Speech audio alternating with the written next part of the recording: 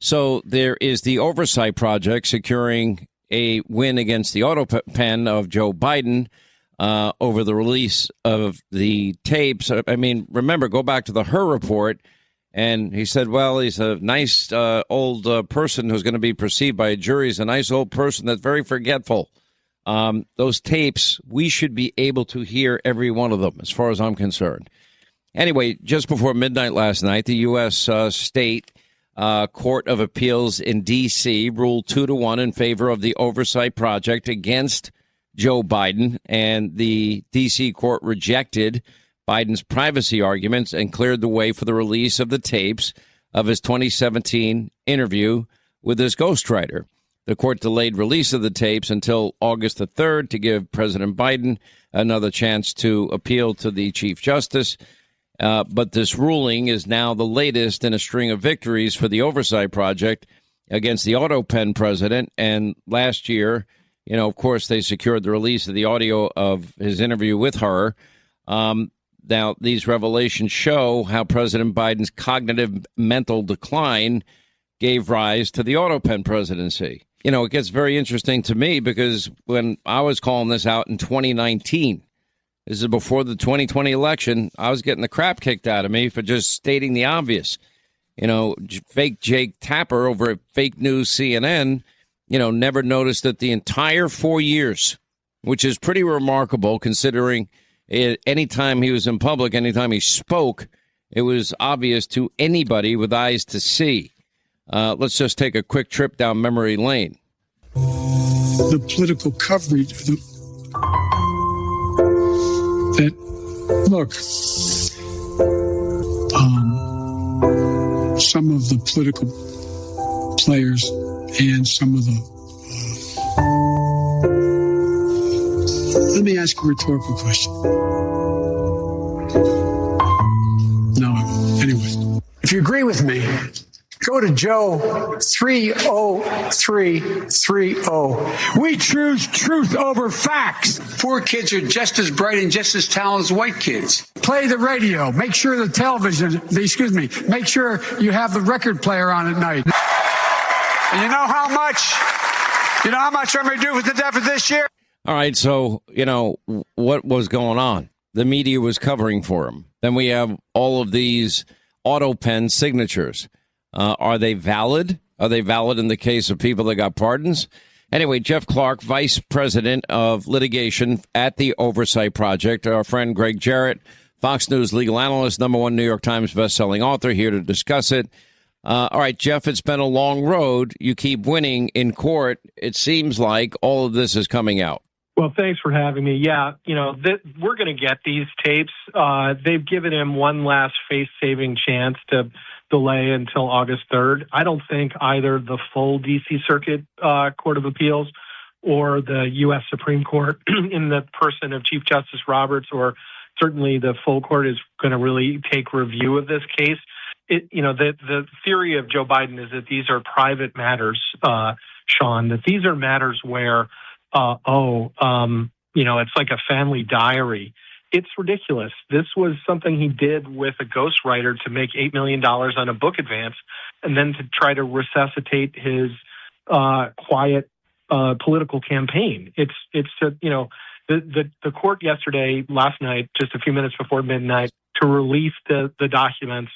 But they indulged him. They sort of were like, all right, we'll sort of take for granted that there's a privacy interest here.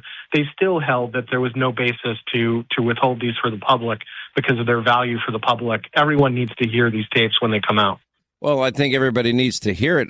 Maybe for people that don't pay attention to politics, at the level that I do every single day, maybe they might be unaware, but I can't imagine most Americans were not somewhat aware that he was in a cognitive decline, didn't even run a campaign in 2020, hid in the basement.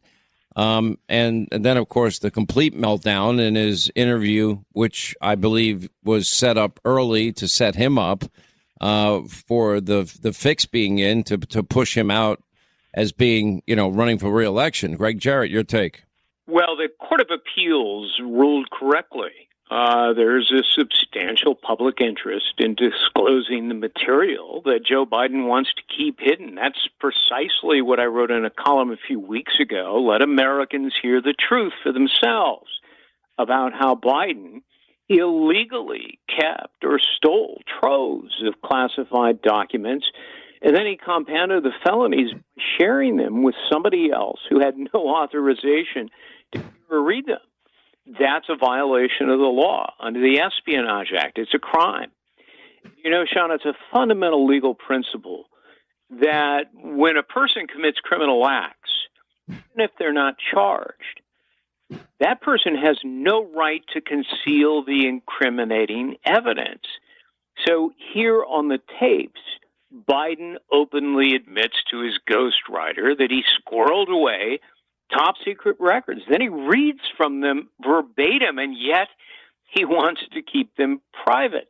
That's absurd. There's no such thing as private crimes because there's a strong public interest in ensuring that crimes are investigated and exposed to the public.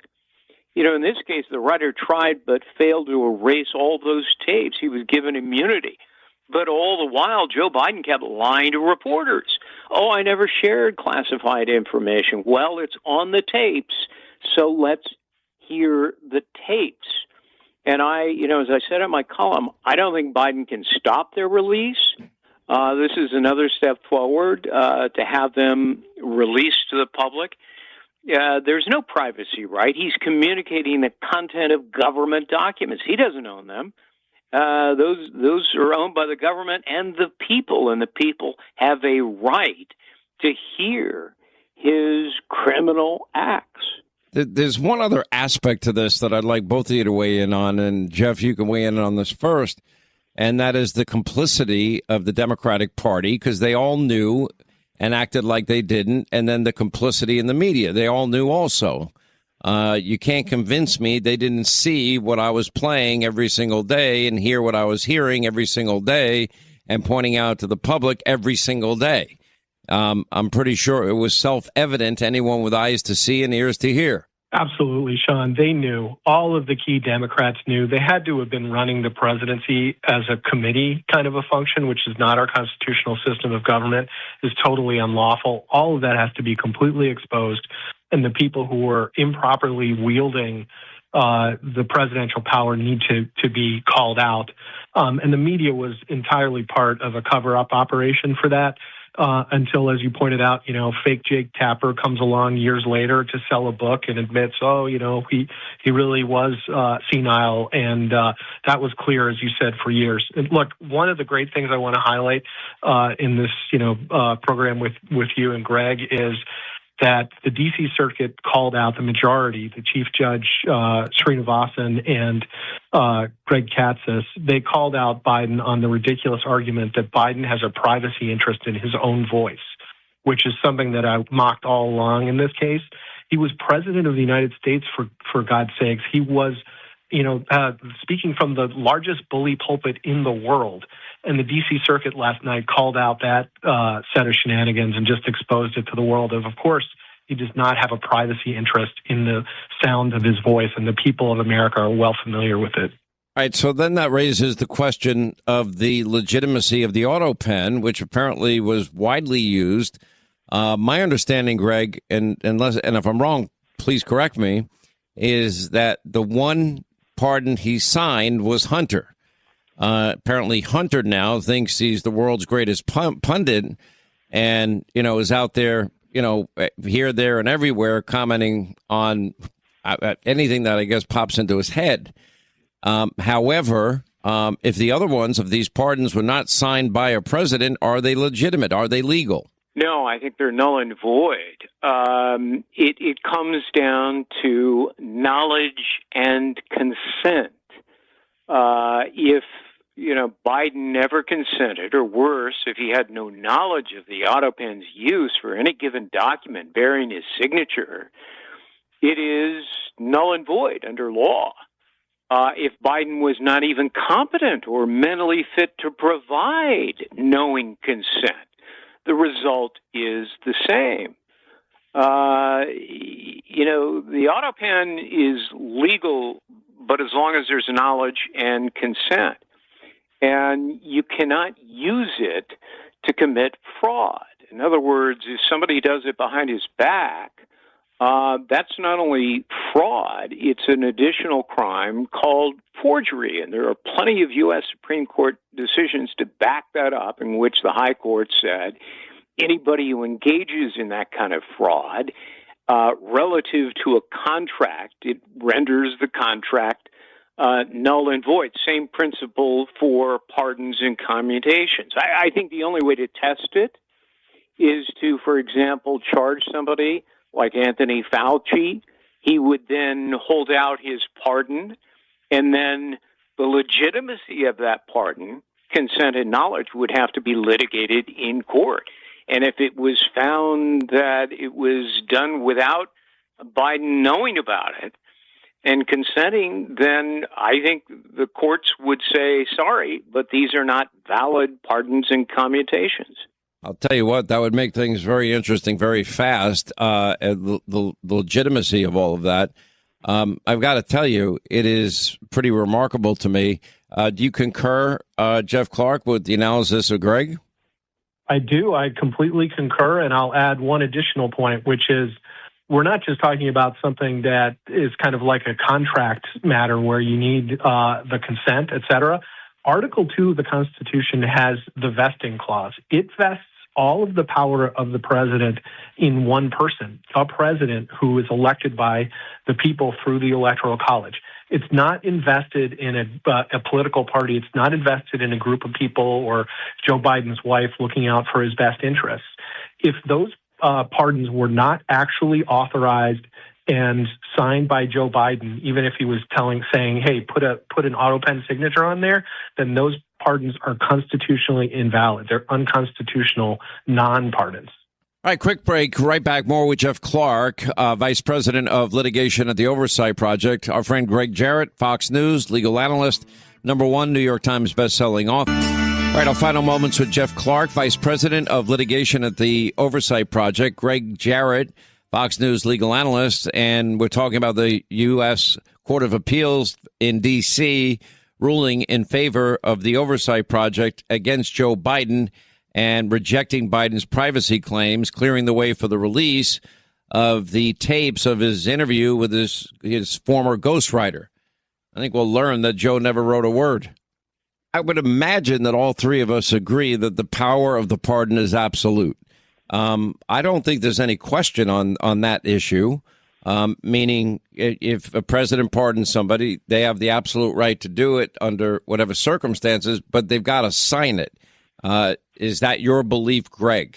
Well, we don't know the answer to that question because it is never gone through the courts in the way you describe. But why would it not be absolute if you think there's a chance it couldn't be? Well, because the Constitution doesn't actually specifically exclude any such thing as an Autopen, which, by the way, dates back all the way to Thomas Jefferson. Autopens have been used by various presidencies throughout the years. Unquestionably, Joe Biden used it the most. But if the special counsel basically said we can't prosecute Joe Biden because he doesn't have the mental state for willingness, that's an insane paradox. A man who's supposedly incompetent to stand trial but perfectly competent to remain as president of the United States and, issue pardons through an Autopen or otherwise. I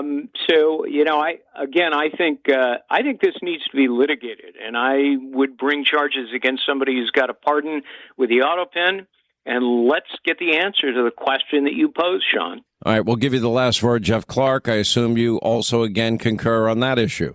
I agree with that issue. And look, here's my analogy. A lot of the institutions of the presidency are based on the English kingship. And in that tradition, right, the king could order his seal affixed, but it had to be an act of the king. It couldn't be, an act of a minister, and if it were found that a minister were doing something that wasn't authorized by the king, then off with his head, right? And so I think that what has happened here is that they allowed the Biden presidency to be run, by a secret group of people and in an unconstitutional fashion. And I think the cabinet members who did not authorize use of the 25th Amendment against Joe Biden, I think they're co-liable for these constitutional violations and crimes. You see, I agree with you as well. There's got to be culpability because that was not, they were constitutionally, they were never given the authority to act as president. Anyway, I appreciate you both. Thank you, Gregg Jarrett. Thank you. And great work, Jeff Clark. We appreciate you both being. I am a customer, first and foremost. They're the most customer-friendly company I've ever dealt with, and one of the best decisions I ever made. See this? This is the gold and silver investment kit. 10% match in gold and silver if you qualify. This is a really good deal, and I'm glad to be a partner with Goldco.